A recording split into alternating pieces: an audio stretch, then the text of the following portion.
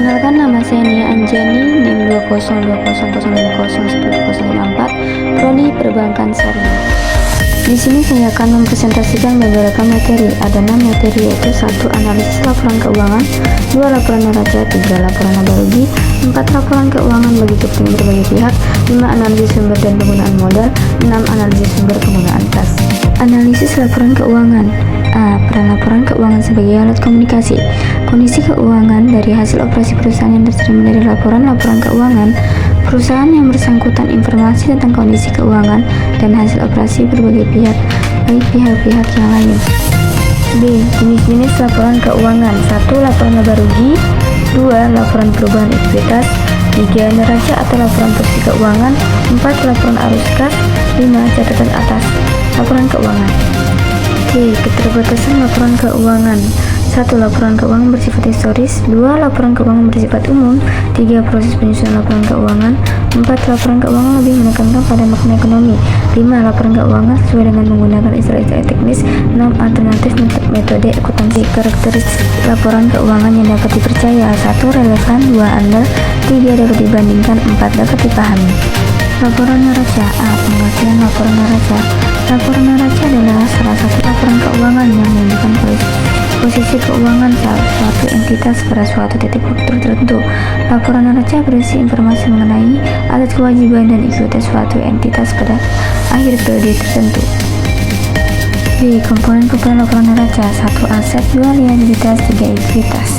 C. Bentuk penyusunan laporan neraca. 1. Neraca bentuk kontrol, 2. Neraca bentuk stafel. D. Manfaat dan keterbatasan laporan neraca. 1. Kegunaan atau manfaat neraca, 2. Keterbatasan laporan neraca. Laporan laba rugi. Laporan laba rugi merupakan laporan keuangan yang menggambarkan hasil usaha perusahaan dalam suatu produk tertentu. Dalam laporan laba rugi ini tergambar jumlah pendapatan, kemudian juga tergambar biaya dan jenis biaya dan selama periode tertentu. B. Unsur-unsur laporan laba rugi. 1. Penghasilan incoming, 2. Beban ekspansi. C. Dasar tunai dan akrual dalam akuntansi. 1. Dasar tunai, 2. Dasar akrual. D. Laporan laba ditahan. Laba ditahan timbul sebagai hasil dari kegiatan perusahaan, yaitu laba bersih. Sebagian dari laba bersih ini akan ditahan atau diinvestasikan kembali ke dalam perusahaan. Laba bersih yang dihasilkan selama periode perjalanan ini akan menambah jumlah laba tahan yang ada. Laporan modal sendiri adalah modal jangka panjang yang diperoleh dari pemilik perusahaan atau pemilik saham yang tetap berada dalam perusahaan untuk waktu yang tidak tertentu lamanya. Prinsip pengakuan pendapatan dan beban. Kelebihan telah direalisasi, telah dihasilkan atau telah terjadi. Kekurangan penandingan langsung, alokasi secara sistematis nasional, pengakuan segera. Laporan keuangan kepentingan berbagai pihak.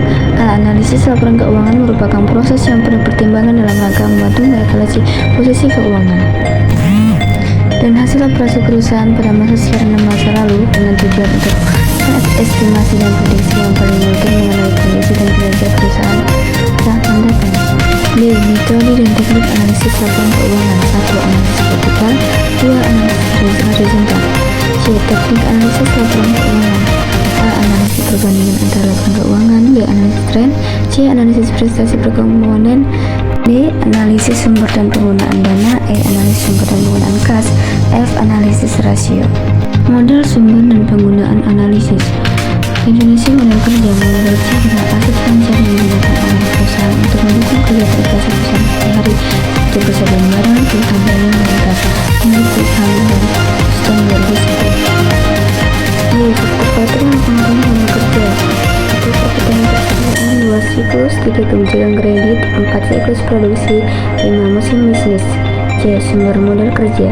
1. Hasil operasi perusahaan, 2. Keuntungan dari penjual suatu harga, 3. Penggunaan aktiva tidak lancar, pembelian saham atau obligasi. Analisis sumber penggunaan kas. A. Pengertian kas. Kas merupakan aset keuangan yang bisa digunakan untuk kegiatan operasional di sebuah perusahaan. Di dalam kas tersebut ada aset yang nilainya paling liquid karena dapat digunakan untuk membayar kewajiban di perusahaan. Strategi pengelolaan kas perusahaan. Membayar hutang dengan selambat mungkin asal jangan sampai mengurangi kepercayaan pihak supplier kepada perusahaan.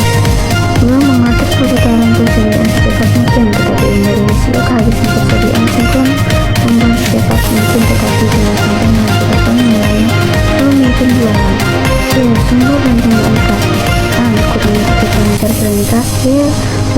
aktiva tetap seperti aktiva lanjutan kas jika berkurangnya status utang dengan berkurangnya modal. D. Laporan sempurna penggunaan kas.